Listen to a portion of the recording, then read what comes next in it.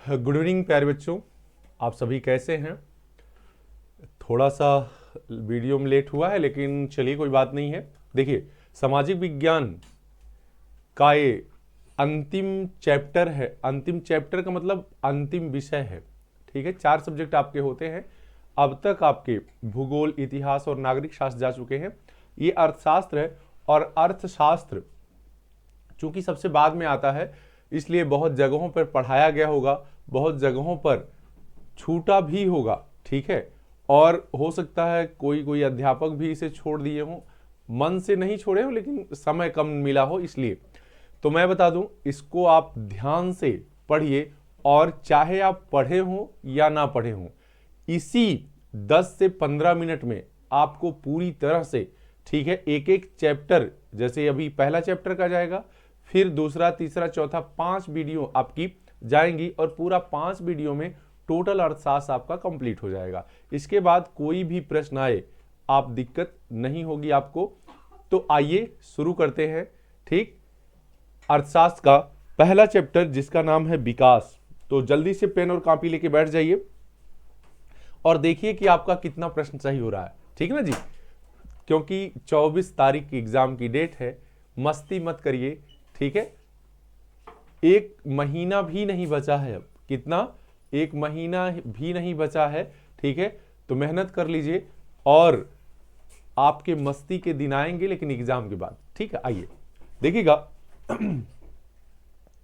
ये पहला क्वेश्चन है। पहला क्वेश्चन है, विकास का महत्वपूर्ण घटक है। विकास का महत्वपूर्ण घटक है आय, औसत आय, राष्ट्रीय विकास, उच्च विकास। ठीक है, तो अब देखिएगा, इसका मतलब ये है कि विकास को आंकने का महत्वपूर्ण घटक क्या है। विकास को आंकने का महत्वपूर्ण घटक क्या है। बहुत सारी सीरीज में ये क्वेश्चन गलत दिया है। ठीक है, आप उत्तर इसका, तो आप ध्यान दीजिए, आय को मार दिए हैं, बहुत जगहों पे आय को मार दिए हैं, जो गलत है। ठीक है, कुछ किताबें, कुछ सीरीज, मैं नाम नहीं लूंगा, लेकिन आप पढ़ रहे होंगे, जान रहे होंगे। जबकि विकास का, किसी भी देश के विकास का महत्वपूर्ण, ठीक है, घटक कौन सा होता है? औसत आय होती है, और इसी को प्रति व्यक्ति आय भी कहते हैं। क्या कहते हैं? प्रति व्यक्ति आय कहते हैं, क्योंकि आय तो ऐसे ही बढ़ जाती है। समझ में आई बात? आय, आप जानते हैं कि अगर प्रति व्यक्ति आय नहीं पता चल रही है, तो निश्चित तौर पे विकास का सही अंदाजा नहीं लगाया जा सकता। तो इसका आंसर क्या होगा? औसत आय होगी। ठीक है, क्लियर? आगे आइए। कह रहा है कि विश्व विकास रिपोर्ट कौन प्रकाशित करता है? विश्व विकास रिपोर्ट, तो जल्दी से आप इसका भी आंसर लगाइए पहले। ठीक, विश्व विकास रिपोर्ट कौन सा प्रकाशित करता है? क्या मुद्रा बैंक? नो, विश्व बैंक। यस, ठीक है, तो ये विश्व बैंक, विश्व बैंक को IBRD भी कहते हैं। ठीक है, 1944 में यह ब्रेटन वुड्स सम्मेलन के तहत इसकी स्थापना हुई थी। इसी के साथ साथ IMF की भी स्थापना हुई थी। ठीक है, इंटरनेशनल मनी फंड, अंतरराष्ट्रीय मुद्रा कोष। तो ये दोनों जुड़वा संस्थाएं कहलाती हैं। क्या कहलाती हैं? जुड़वा। अब ये क्वेश्चन आपका क्या नेट, PhD, TGT, PGT और सिविल लायक हो गया, तो ये भी ध्यान दीजिएगा। ठीक है ना जी, आइए फिर कह रहा है कि निम्नलिखित में से किस राज्य की प्रति व्यक्ति आय सर्वाधिक है? तो किस राज्य की प्रति व्यक्ति आय सर्वाधिक है? हरियाणा है, बिहार है, राजस्थान है, मेघालय है। ठीक है, ये देखिएगा, ये मेघालय शब्द है, मेघालय। ठीक, हाँ, तो इसमें से सबसे ज्यादा जो क्या है प्रति व्यक्ति आय, हरियाणा की है। किसकी है? हरियाणा की है। ठीक, आप जान रहे होंगे, जो लोग पढ़ रहे होंगे, जो लोग नहीं पढ़ रहे हैं वो भी जान ले, कोई दिक्कत नहीं है। इसी तरह से पूरे सब्जेक्ट के आपके जाएंगे। देखिए, एक बार में नहीं डाले जा रहे हैं। बहुत सारे बच्चे जो हैं, जो पहली वीडियो होती है उसको देखते हैं, दूसरे को देखते ही नहीं। तो ऐसा मत करिए, आप पूरे जो सामाजिक विज्ञान की सारी वीडियो कम से कम 2 से 3 बार देख डालिए। भाई 8 घंटा तो आप पढ़ ही रहे होंगे आप। ठीक है, तो 6 घंटा आप अपनी किताब को पढ़िए। मैं आपको मॉडल पेपर भी कराऊंगा, ये जान लीजिए। मॉडल पेपर मतलब फुल तैयारी के साथ आप जाएंगे अपने एग्जाम हॉल में, ये जान लीजिएगा। आप केवल जुड़िए, बस 2 से 3 दिन में मेरा ऐप भी लॉन्च हो रहा है। ठीक है, सारे काम उस पर हो गए हैं। ऐप डाउनलोड कर लीजिएगा अपने मोबाइल में।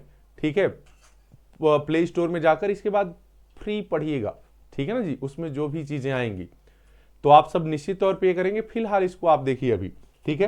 कह रहा है कि मानव विकास सूचकांक 2018 के अनुसार किस देश की स्थिति उच्चतम रही है, ठीक है। तो देखिए 4 देश दिए हैं, 2018 दिया है, क्या दिया है, 2018 दिया है। तो आप जो आपके पास तमाम सारी किताबें होंगी उसके अनुसार क्या है, श्रीलंका, श्रीलंका सबसे अधिक रहा है। अब बात यहां आ जाती है कि मानव विकास, इसको SDI भी कहते हैं, ठीक है, human development index, human development index, और SDR भी कहते हैं, प्रत्येक वर्ष जो जारी होता है ह्यूमन डेवलपमेंट रिपोर्ट, जानते हैं, इसको बताया गया था आपको। लेकिन अब ये 2018 का नहीं पूछेगा क्योंकि आपका एग्जाम 2025 में होने जा रहा है, तो 2024 का पूछेगा, ठीक है। तो 2024 में आप जान लीजिएगा, ठीक है, 2024 में, ठीक।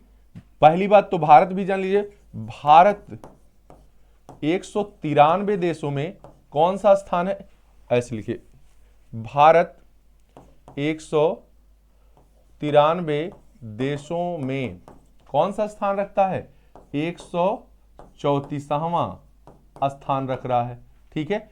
लेकिन भारत से आगे आज भी श्रीलंका है, यानी ये प्रश्न, लेकिन भारत से अच्छी स्थिति में कौन कौन है, देखिए शुरू से देख लीजिएगा, जो भारत के पड़ोसी हैं आपका श्रीलंका है, चीन है और भूटान है, ठीक है। श्रीलंका है, चीन है, भूटान है, साथ साथ बांग्लादेश भी है, बांग्लादेश, अभी देखिए उसमें इतने सारे बवाल हुए हैं, लेकिन ये सब भारत से अच्छी स्थिति में है। और भारत से खराब स्थिति में, भारत से खराब स्थिति किसकी है, तो आप जानिए नेपाल और पाकिस्तान की, पाकिस्तान की। तो अब आपसे कोई भी क्वेश्चन पूछ ले, इन सभी देशों में आज भी श्रीलंका सबसे अच्छा है, ठीक है, श्रीलंका सबसे अच्छा है, और भारत से केवल नेपाल नीचे है, बाकी सभी अच्छे हैं, ठीक है ना जी। तो कोई भी प्रश्न पूछेगा आप लगा लीजिएगा। कह रहा है कि निम्नलिखित देशों में से किस देश का मानव विकास सूचकांक 2016 के अनुसार भारत से अधिक ऊंचा था। तो ये प्रश्न पुराना है, क्या है, प्रश्न पुराना है, लेकिन आप जानिए कि अगर वर्तमान में देखेंगे तो श्रीलंका, ठीक, पाकिस्तान, बांग्लादेश, नेपाल, तो इसमें सबसे अच्छा आज भी क्या है, श्रीलंका है, ठीक। और उसके बाद श्रीलंका के बाद बांग्लादेश है, नेपाल है, तब पाकिस्तान है, ठीक है। नंबर 1 पे ये है, नंबर 2 पे ये है, नंबर 3 पे ये है, और सबसे खराब स्थिति पाकिस्तान की है। क्लियर, आगे बढ़िए। कह रहा है कि निम्नलिखित में से कौन सा विकसित देश है, कौन सा विकसित देश है। तो आपको बताया गया था कि जितने यूरोपियन कंट्री हैं, ठीक है, यूरोपियन कंट्री है, उसमें ज्यादा से ज्यादा क्या है, विकसित है, ठीक है। तो भारत यूरोप में नहीं, एशिया में है।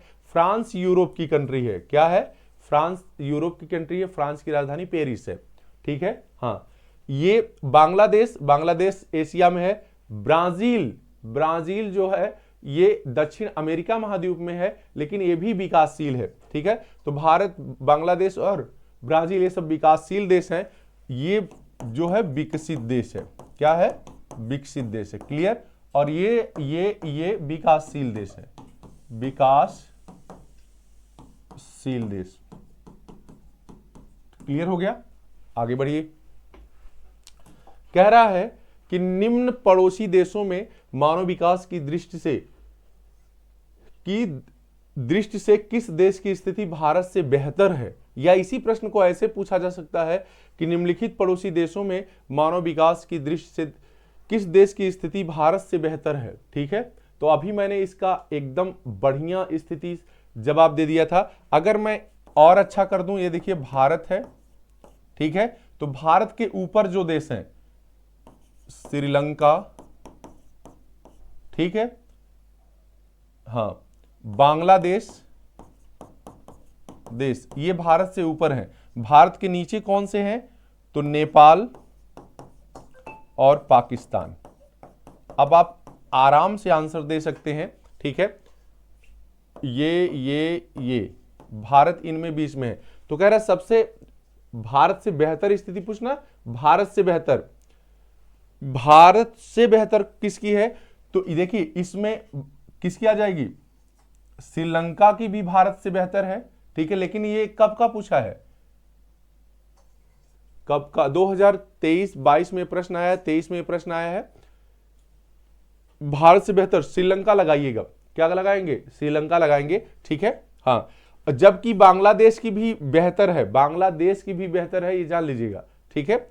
ये दोनों इस समय दोनों जो है भारत से बेहतर की स्थिति में। प्रश्न अब कब का पूछा है ये नहीं क्लियर है, लेकिन आपको मैंने बता दिया, ठीक है। आगे देखिए, कह रहा है कि सामान्यतः किसी देश का विकास किस आधार पर निर्धारित किया जाता है, ठीक है, विकास किस आधार पर निर्धारित किया जाता है। 8वां प्रश्न, जल्दी से जवाब दीजिएगा। क्या प्रति व्यक्ति आय, औसत साक्षरता, लोगों की स्वास्थ्य स्थिति। तो आपको पढ़ाते समय बताया गया है कि जब इस तरह से प्रमुख शब्द ना लगा हो, सामान्यतः की बात हो, तो जान लीजिए सभी बात होगी, उपयुक्त सभी ये सही है। तीनों चीजों से किसी देश के विकास का आकलन किया जा सकता है।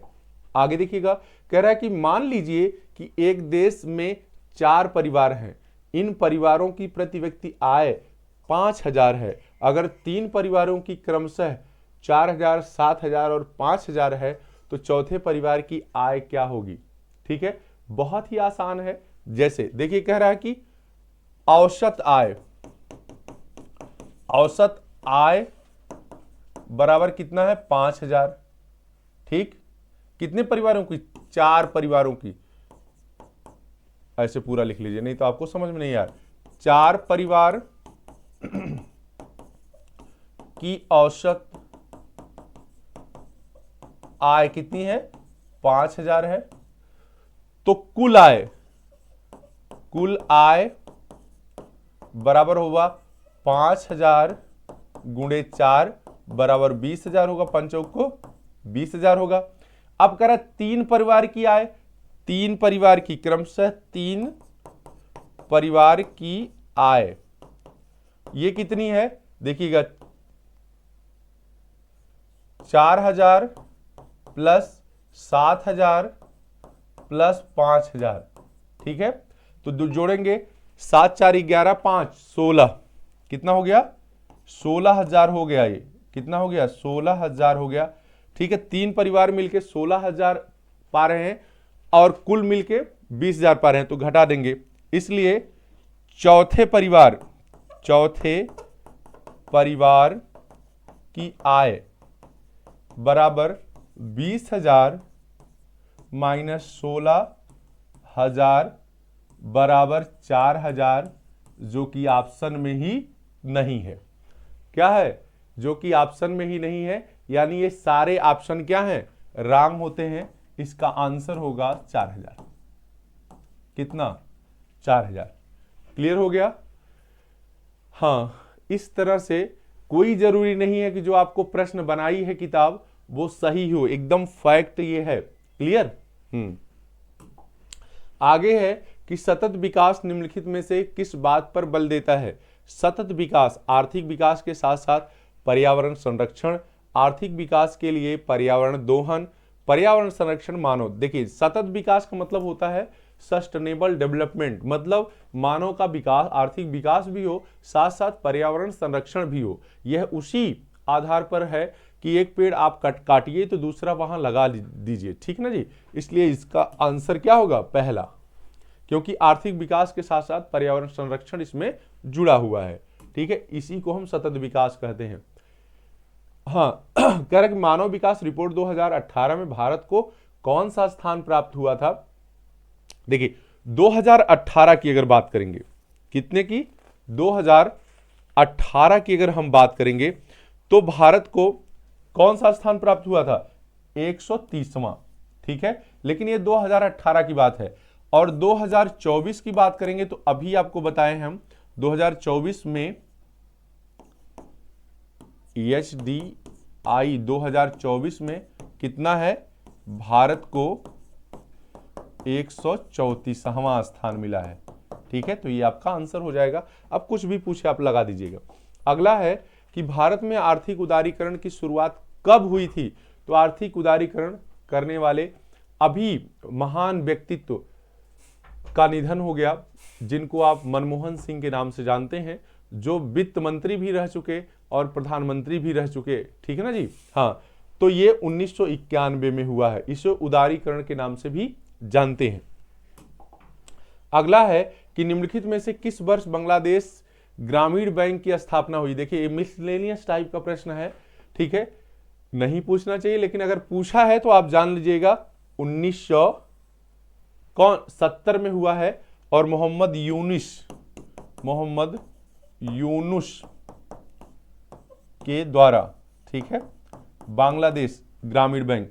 अब बांग्लादेश को तो आप जान गए, लेकिन भारत का क्षेत्रीय ग्रामीण बैंक, भारतीय क्षेत्रीय ग्रामीण बैंक अगर पूछ दे इस बार तो क्या करेंगे?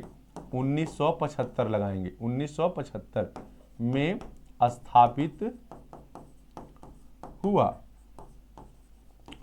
क्लियर? और अच्छा मैं लिख सकता हूं, क्योंकि आप लंबी वीडियो देखना पसंद नहीं करते हैं, जबकि नाचने वाले गाने वाले वीडियो को गेम है तो दिनवा भर देखते रहेंगे, लेकिन जो जिंदगी से जुड़ी हुई चीजें हैं उसको आप स्किप कर जाते हैं। लेकिन सीरियस जो बच्चे हैं उनको देखना चाहिए, इसलिए मैं थोड़ा सा, अब चलिएगा, अब और अच्छा लिखता हूं। क्या? और अच्छा लिखता हूं। अगला प्रश्न है आपका, कह रहा है कि निम्नलिखित में से कौन सा ग्रामीण क्षेत्र के विकास का लक्ष्य है? ग्रामीण क्षेत्र के विकास का लक्ष्य नियमित कार्य बिल्कुल है, क्योंकि ग्रामीण क्षेत्र में नियमित काम अगर मिले तो ये बढ़िया बात है, कोई बेरोजगार नहीं रहेगा। बेहतर मजदूरी और अच्छी बात है। ठीक है, उपज की उचित कीमत, ये तीनों सही हैं, यानी उपयुक्त सही। आप अगर गांव में रह रहे हैं, गांव के लोगों को कार्य मिले, रोज मिले, बेहतर मजदूरी मिले, और जो कुछ पैदा कर रहे हैं उसकी उचित कीमत मिले, तो ये क्या है? ये सभी लक्ष्य हैं। ठीक है, ये सभी को प्राप्त करना चाहते हैं हम लोग। ठीक है, तो इसलिए सभी सही है। कह रहा है प्रति व्यक्ति आय को अन्य किस नाम से जानते हैं? अभी मैंने कहा औसत आय, ठीक है, या प्रति व्यक्ति आय, दोनों सेम ही है। ठीक है, औसत आय, जैसे एक घर में अगर 20,000 रुपया है और वहां 5 लोग हैं, कितने लोग हैं? 5 लोग हैं, तो प्रति व्यक्ति आय मतलब एक व्यक्ति के हिस्से में कितना आएगा? तो क्या करेंगे, जैसे कुल आय घर की कितनी है? 20,000 है। कुल आय 20,000 है और घर में कितने हैं? 5 सदस्य हैं। ठीक है, 5 सदस्य हैं, तो प्रति व्यक्ति आय क्या होगी, या औसत आय क्या होगी? औसत आय।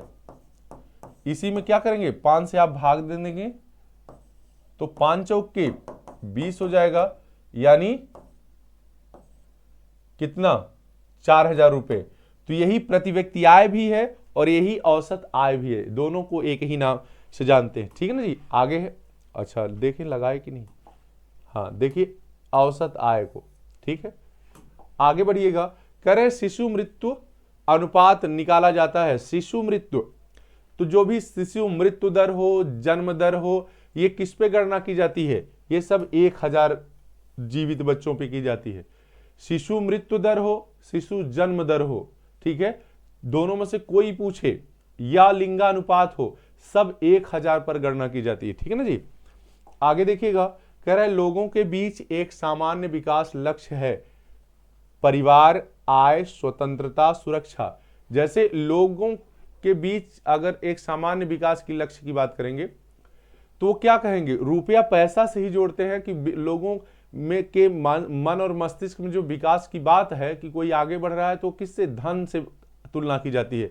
तो आय इसका मुख्य उत्तर होगा। क्या होगा? आय। ठीक है, क्योंकि पैसे से ही सब कुछ मिल जाता है। भारत के किस राज्य में साक्षरता दर सबसे ज्यादा है? तो आप जानते हैं केरला। कहां के? केरला में सबसे ज्यादा साक्षरता दर है। क्लियर? हाँ। कह रहा है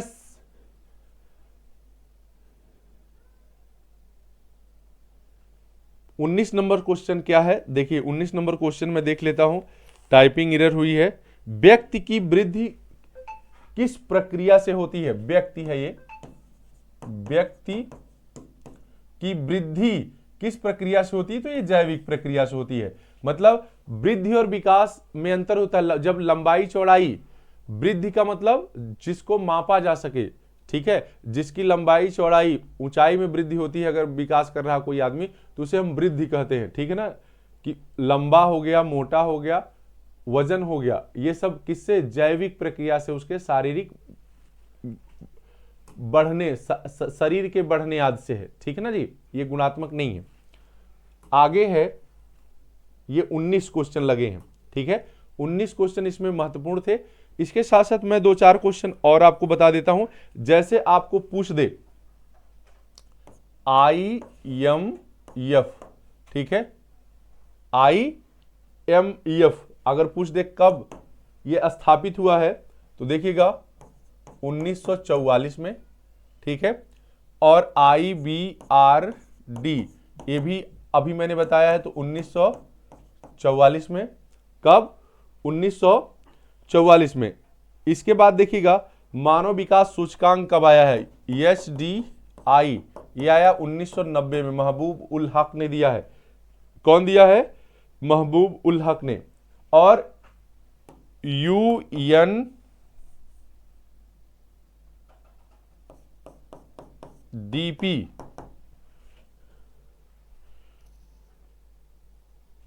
इसको छोड़ दीजिए, ठीक है। ये देखिए, ये UNDP की अगर बात करें तो ये 1965 में आई है, लेकिन इसने जब जारी करना शुरू किया है SDI को तो 1990 से जारी किया। मैं इसीलिए छोड़ रहा था, कंफ्यूज होंगे बार बार। खैर छोड़िए, अगर याद हो सके तो याद करिएगा, नहीं तो कोई जरूरी नहीं है। ये तीनों चीज, चारों चीज मैंने आपको बता दी। तो आज की क्लास कैसे लगी बताते जाइएगा। एकदम आराम से पढ़िए, मस्ती से पढ़िए, अखिलेश वर्मा के साथ exam time with Akhilesh sir में, ठीक है।